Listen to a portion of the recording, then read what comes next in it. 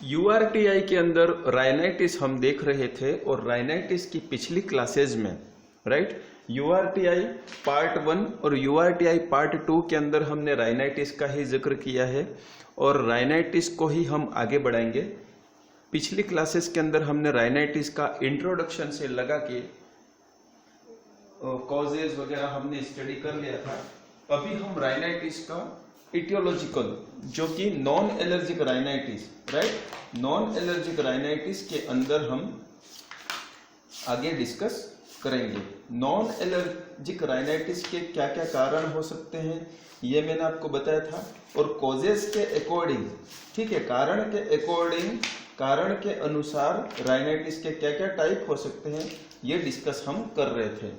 तो एलर्जिक में एलर्जी से होने वाले थे और नॉन एलर्जिक के अंदर हमने पिछले लास्ट वीडियो के अंदर इन्फेक्शन वेसोमोटर राइनाइटिस को स्टडी कर लिया था और ऑक्यूपेशनल राइनाइटिस के बारे में हम बात कर रहे थे और टेक्निकल प्रॉब्लम की वजह से हमने वीडियो को स्टॉप कर दिया था। अब हम आगे बढ़ेंगे ऑक्यूपेशनल राइनाइटिस को लेकर। तो ऑक्यूपेशनल राइनाइटिस के अंदर पर्सन किसी फैक्ट्री में काम करता है या कहीं किसी जगह पर ऑक्यूपेशन उसका अपना रोज का कार्य काज है ठीक है डेली वो वर्क कर रहा है किसी वर्क फील्ड में है जैसे कि किसान खेतों में परमानेंट रहता है या कोई मजदूर है वो कंपनी के अंदर लेबर्स जो रहते हैं वो कंपनी में रहते हैं फैक्ट्री में रहते हैं और वो उनके पर्टिकुलर किसी फैक्ट्री में रहते हैं और वहां पे कोई पर्टिकुलर टाइप का केमिकल यदि ज्यादा अमाउंट में वहां पे बना रहता है ठीक है और उसी वातावरण में उन्हें लाइफ टाइम काम करना पड़ता है उन मजदूरों को तो उन केमिकल से होने वाला जो भी इन्फ्लामेशन है वो ऑक्यूपेशनल राइनाइटिस कॉज करता है। मैं कुछ एग्जांपल दूंगा तो आपको ये थोड़ा और क्लियर हो जाएगा। जैसे कि मार्बल फैक्ट्री में कार्य करने वाले जो लोग रहते हैं उनको मार्बल से एलर्जी रहती है मार्बल पीस से एलर्जी हो सकती है। किसानों को डस्ट पार्टिकल एनिमल के डेंडर्स उनसे एलर्जी हो सकती है। एक माली है वो परमानेंट गार्डन के अंदर रहता है फूलों की देखभाल करता है उसे फूलों से पत्तियों से एलर्जी हो सकती है। तो ये एलर्जी इनके नेजल कैविटी में क्या क्रिएट कर सकते हैं इन्फ्लामेशन क्रिएट करेंगे और राइनाइटिस कर सकते हैं। तो ये चीज क्या हो गई इरिटेंट। अब इसके अंदर कुछ गैसें भी हो सकती हैं केमिकल भी हो सकते हैं डस्ट पार्टिकल हो सकते हैं कोई भी ऐसे एजेंट जो राइनाइटिस क्रिएट करें तो और ऑक्यूपेशन के समय करें है ना बिजनेस अपना जो वर्क फील्ड है उस जगह पर इसको होता है पर्सन को तो ये ऑक्यूपेशनल राइनाइटिस कहलाएगा। अब इसके एग्जांपल जैसे कि कुछ इरिटेंट मेटल रहती है जैसे कि सॉल्ट ठीक है इरिटेंट मेटल मैं यहाँ पे शॉर्ट में लिख ले रहा हूँ आपके नोट्स में लिखा हुआ है इरिटेंट मेटल ठीक है सॉल्ट। इसके बाद कुछ एनिमल डेंडर्स एनिमल पर पाए जाने वाले जो रेशे वगैरह उनके बाल ठीक है ये सारी चीजें एलर्जी क्रिएट कर सकती हैं। लेटेक्स ठीक है लेटेक्स कंपनी में काम करने वाले रबर की कंपनी में काम करने वालों को लेटेक्स से एलर्जी हो सकती है। वुड डस्ट लकड़ी का बुरादा ठीक है जैसे कि कारपेंटर हो गया उसको इससे हो सकता है। जो बिस्तर बनाने वाले रहते हैं उनको कॉटन से एलर्जी होती है कॉटन एलर्जी ठीक है कपड़े की फैक्ट्री में कॉटन एलर्जी हो सकती है। तो ये सारे एजेंट क्या करेंगे इन्फ्लामेशन क्रिएट करेंगे और वो किस में आते हैं ऑक्यूपेशनल राइनाइटिस में। इसी तरह आगे बढ़ेंगे हार्मोनल राइनाइटिस। क्या बोला मैंने हार्मोनल राइनाइटिस ठीक है आपको विजुअल में दिख नहीं रहा है लेकिन मैं बोल रहा उससे आपको पता चल जाएगा हार्मोनल राइनाइटिस। अब स्पेशली प्रेगनेंसी के अंदर और प्यूबर्टी के अंदर पर्टिकुलर जो प्रेगनेंसी के अंदर हम यदि बात करें तो पर्टिकुलरली प्रेगनेंसी के अंदर कुछ हार्मोन्स जो है वो अपने लेवल में कम ज्यादा होते हैं जैसे कि एस्ट्रोजन ठीक है एस्ट्रोजन वगैरह लेवल क्या हो जाते हैं बढ़ जाते हैं और हार्मोनल चेंजेस होने के कारण से इनको राइनाइटिस हो सकता है ठीक है। Thelarche menarche puberty in particular age stage के अंदर हार्मोनल चेंजेस होने के कारण राइनाइटिस हो सकता है। तो ये कारण किस कारण से हो रहे हैं हार्मोन के चेंजेस होने के कारण से हो सकते हैं जो ऑटोमेटिकली वापस रिकवर भी हो जाते हैं सही हो जाता है राइट। इसके बाद हम बात करें drug induced rhinitis right. Drug induced rhinitis का मतलब यह है कि कोई टॉक्सिक एजेंट किसी को पर्टिकुलर कोई ड्रग चल रहा हो या मेडिसिन चल रही हो ठीक है और उसके एलर्जी की वजह से यदि राइनाइटिस हो जाता है तो उसे हम ड्रग इंड्यूस्ड राइनाइटिस कहते हैं। और ड्रग इंड्यूस्ड राइनाइटिस के एग्जाम्पल बहुत सारे हैं और जगह बहुत कम है, इसलिए मैं सिर्फ नाम बोलूंगा इनके। फर्स्ट है ड्रग इंड्यूस्ड राइनाइटिस में जैसे कि एंजियोटेंसिन कन्वर्टिंग एंजाइम इनहिबिटर्स, ठीक है, ये ड्रग जो है वो राइनाइटिस कॉज कर सकता है। रेसरपिन, राइट, इसी तरह से है फेंटोलामिन, ठीक है, फेंटोलामिन। इसके बाद methyl dopamine, beta blockers, chlorpromazine, gabapentin, penicillin, aspirin, non steroidal anti inflammatory drugs, cocaine, ठीक है, एक्सोजिनस एस्ट्रोजन, ओरल कॉन्ट्रासेप्टिव्स, ये सारे जो मैंने अंडरलाइन कर रखे हैं आपके नोट्स में, ये सब चीजें क्या है, ड्रग है जो राइनाइटिस क्रिएट कर सकती है।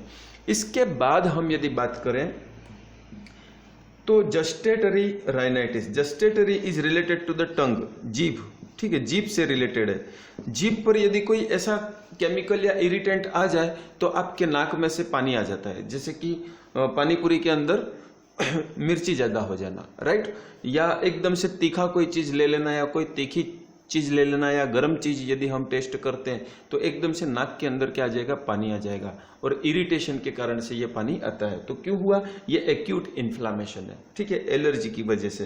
तो जैसे कि hot, taking the hot item, ठीक है, गर्म चीज कोई ले लेना, या स्पाइसी फूड, स्पाइसी फूड, ये सारे किसके एग्जाम्पल हैं, जस्टेटरी राइनाइटिस कॉज कर सकते हैं, राइट। इसके बाद हम आगे बढ़ेंगे और राइनाइटिस के एग्जाम्पल, एक लास्ट है non allergic rhinitis with the eosinophilia syndrome. एक राइनाइटिस ऐसा रहता है जो नॉन एलर्जिक राइनाइटिस तो है, ठीक है, लेकिन कैसा है, विथ एसिनोफिलिया सिंड्रोम। एसिनोफिलिया सिंड्रोम एक तरह के सिंड्रोम है जिसके अंदर एसिनोफिल्स जो है वो एक्सेसिव वर्क करती है और इनके ज्यादा काम करने से राइनाइटिस क्रिएट हो सकता है। बस आपको इतना याद रखना है कि एसिनोफिलिया सिंड्रोम्स जो रहता है उसके अंदर भी राइनाइटिस के चांसेस रहते हैं। क्यों रहते हैं, क्योंकि वहां पे एसिनोफिल्स जो है वो एक्स्ट्रा फंक्शन करती हैं, अपना कार्य बढ़ा देती है, उस कारण से राइनाइटिस होता है, इन्फ्लामेशन होता है और राइनाइटिस होता है। ओके, इसके बाद हम आगे बढ़ेंगे इटियोलॉजी एंड रिस्क फैक्टर्स। ऐसे कौन कौन से इटियोलॉजी है और रिस्क फैक्टर्स है राइनाइटिस के, तो जो मैंने एलर्जिक राइनाइटिस के अंदर बताया, ठीक है, इसी तरह से नॉन एलर्जिक के अंदर भी एनवायरमेंटल, वेदर, इन्फेक्शन, फूड।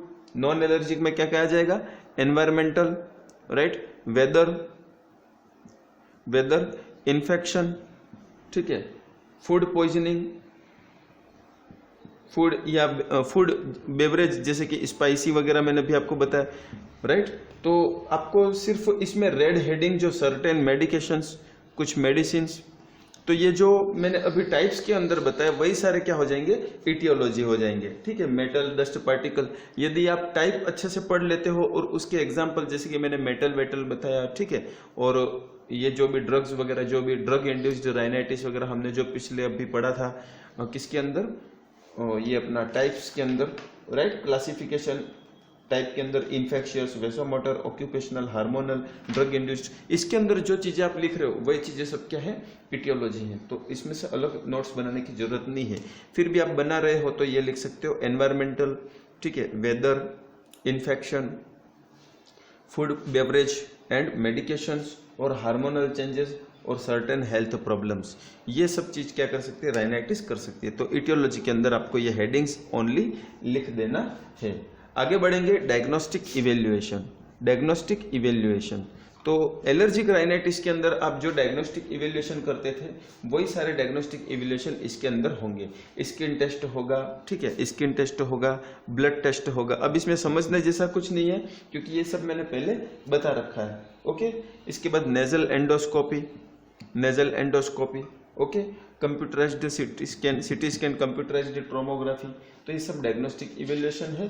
और मैनेजमेंट जो है वो भी सेम टू सेम, जैसा मैंने एलर्जिक राइनाइटिस में बता रखा है वैसा वैसा मैनेजमेंट इसके अंदर आएगा, ठीक है। ओरल डिकंजेस्टेंट देंगे, हालांकि मैं नोट्स आपको दे रहा हूँ, ठीक है, नोट्स के अंदर भी यही लिखा हुआ है, आपके नोट्स पेज नंबर 274 पे लिखा हुआ है, oral decongestant, nasal spray, antihistamine, anti drip, anticholinergic, corticosteroid nasal spray और डिकंजेस्टेंट नेजल स्प्रे। लगभग मैंने सबका मीनिंग पहले की वीडियोस में बता दिया है और इनको रिवाइज करने की जरूरत नहीं है। फिर भी आपको कोई डाउट है, रीडिंग में ये नोट्स पढ़ रहे हो, रीडिंग में यदि कहीं पे कोई मीनिंग समझने में प्रॉब्लम आ रही है तो डायरेक्ट मुझसे कांटेक्ट कर सकते हैं। ओके, तो बस ये अपना राइनाइटिस का ये लास्ट वीडियो है। और साइनसाइटिस तो चल ही रहा है, एक वीडियो मैंने अपलोड किया है साइनसाइटिस का, और दूसरा भी अपन देखते हैं। इम्पोर्टेंट जो है वही चीज़ अपन पढ़ रहे हैं, और जितना पढ़ रहे हैं पेपर उसके अंदर से ही आएगा। Okay, all the best.